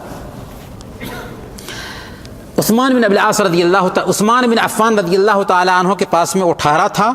عثمان بن عفان رضی اللہ تعالیٰ عنہ اسے لے کر کے اللہ کے نبی صلی اللہ علیہ وسلم کی خدمت میں آئے۔ اللہ کے نبی صلی اللہ علیہ وسلم سے گزارش کیا کہ اے اللہ کے رسول، عبداللہ بن ابی سرح سے بیعت لے لیجئے۔ وہ ہاتھ بڑھا رہا ہے، اللہ کے نبی صلی اللہ علیہ وسلم ہاتھ اٹھا نہیں رہے ہیں، اس کی طرف دیکھتے ہیں پھر سر نیچے کر لیتے ہیں، اس کی طرف دیکھتے ہیں پھر سر نیچے کر لیتے ہیں، اس کی طرف دیکھتے ہیں اور سر نیچے کر لیتے ہیں۔ 3 مرتبہ ایسا کیا۔ تیسری مرتبہ اللہ کے نبی صلی اللہ علیہ وسلم نے ہاتھ بڑھایا، اس سے بیعت لے لی۔ پھر اللہ کے نبی صلی اللہ علیہ وسلم نے صحابہ کرام سے خطاب کرتے ہوئے کہا کہ تم میں سے کوئی سمجھدار انسان نہیں تھا کہ جب میں نے اس سے بیعت لینے سے انکار کیا تو تم میں سے کوئی آدمی اٹھتا اور اس کا سر قلم کر دیتا، کیونکہ اس کے خون کا اعلان ہو چکا ہے، اس کا خون حلال ہے، ایسے مجرم ہیں۔ اللہ کے نبی صلی اللہ علیہ وسلم نے کہا، اللہ کے نبی صلی اللہ علیہ وسلم نے جب یہ بات بتائی تو صحابہ کرام نے کہا کہ یا رسول اللہ، آپ کے دل میں کیا تھا اسے تو ہم نہیں سمجھ پائے،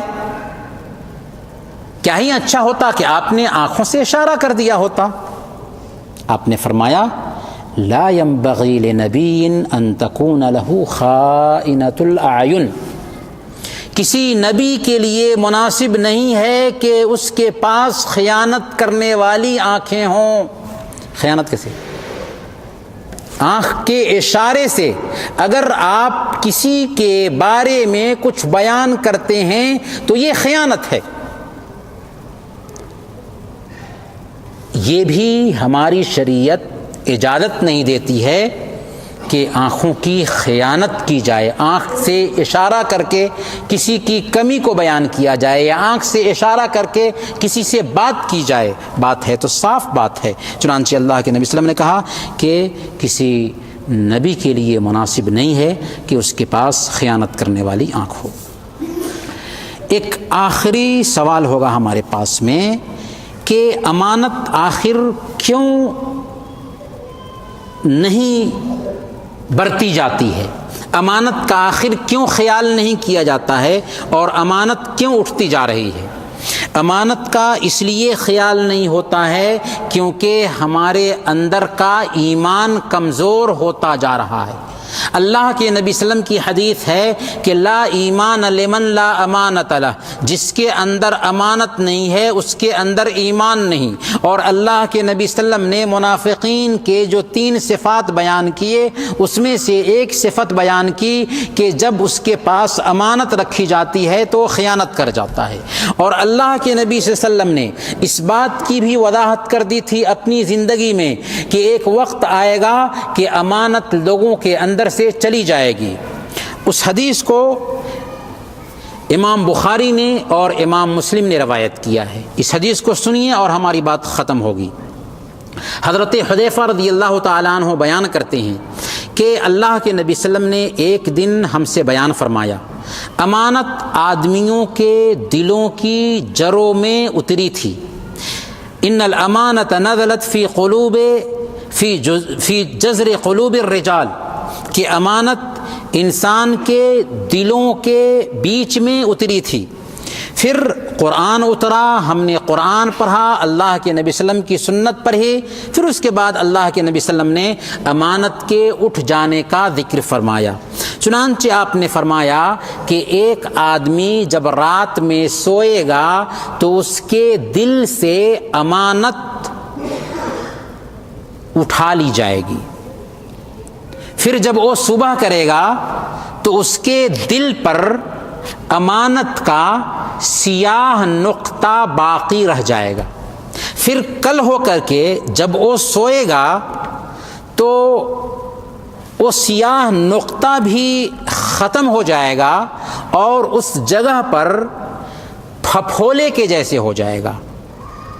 جیسے اللہ کے نبی صلی اللہ علیہ وسلم نے اس پھپھولے کی بھی تفسیر بیان کی، کہا جیسے انگارے تمہارے جسم پر لڑکا دیے جائیں تو پھپھولے اٹھ آتے ہیں، آبلے پر آتے ہیں، یعنی آگ وغیرہ چمڑے پر ڈال دیں تو یا آگ گر جائے چمڑے پر تو چمڑا اٹھ جاتا ہے، اس کو آبلہ کہتے ہیں، پھپھولے کہتے ہیں۔ جیسے یہ آبلے آ جاتے ہیں ویسے ہی امانت ایک انسان کے پاس سے اٹھ جائے گی اور اس آبلے کے اندر کوئی چیز نہیں رہتی، ویسے ہی ظاہر میں دکھے گی امانت لیکن حقیقت میں امانت نہیں ہوگی۔ اب لوگوں سے کاروبار کریں گے لیکن ان میں سے کوئی امانت دار نہیں ہوگا۔ اللہ کے نبی صلی اللہ علیہ وسلم کے الفاظ ہیں، اب ان میں سے کوئی بھی امانت دار نہیں ہوگا، یہاں تک کہ کہا جائے گا کہ فلاں فلاں جگہ ایک امانت دار ہے، یہاں تک کہ کہا جائے گا کہ فلاں آدمی بہت چالاک ہے، بہت ذہین ہے، بہت شاطر ہے، حالانکہ اس کے دل میں رائی کے برابر بھی ایمان نہیں ہوگا۔ حضرت حذیفہ رضی اللہ تعالیٰ عنہ اس حدیث کو بیان کرنے کے بعد کہتے ہیں، اللہ کی قسم ایک وقت تھا جب کہ میں جب معاملہ کرتا تھا تو نہیں دیکھتا تھا کہ کس سے میں معاملہ کر رہا ہوں۔ اگر وہ مسلمان ہوتا جس سے میں معاملہ کر رہا ہوں تو اس کا اسلام اس کو ہمارے ساتھ خیانت کرنے سے روکتا تھا، اور اگر وہ مسلمان نہیں ہوتا، یہودی ہوتا یا عیسائی ہوتا تو اس کا گماشتہ یا حکومت وقت یا اس کا کارندہ امانت کرنے پر اسے مجبور کرتا تھا اور اس کے ساتھ امانت برتتا تھا۔ لیکن آج حال یہ ہے کہ میں فلاں اور فلاں کے علاوہ کسی کے ساتھ معاملہ نہیں کرتا کیونکہ خیانت عام ہو گئی ہے۔ میرے بھائیوں، حقیقت میں اگر ہم دیکھیں تو امانت کا موضوع بہت زیادہ توجہ چاہتا ہے اور ہمیں چاہیے کہ ہم اس امانت کو اپنی زندگی میں برتنے کی کوشش کریں۔ آئیے اللہ رب العالمین سے ہم دعا کرتے ہیں کہ الہ العالمین تو ہم سب کے اندر امانت لا دے اور خیانت کے جو صفات عام طور پر معاشرے میں پائے جاتے ہیں الہ العالمین اس خیانت سے ہمیں دور فرما دے۔ الہ العالمین جو بھائی یا بہن پریشان حال ہیں ان کی پریشانی کو دور فرما دے۔ الہ العالمین جو بھائی یا بہن بیمار ہیں اگرچہ ان کی بیماری مایوس کن کیوں نہ ہو، الہ العالمین تو انہیں شفاء عاجلہ کاملہ نصیب فرما۔ الہ العالمین جو بھائی اس دنیا سے گزر چکے ہیں ان کی قبر کو نور سے بھر دے، انہیں جنت الفردوس میں جگہ نصیب فرما اور بال بال مغفرت فرما۔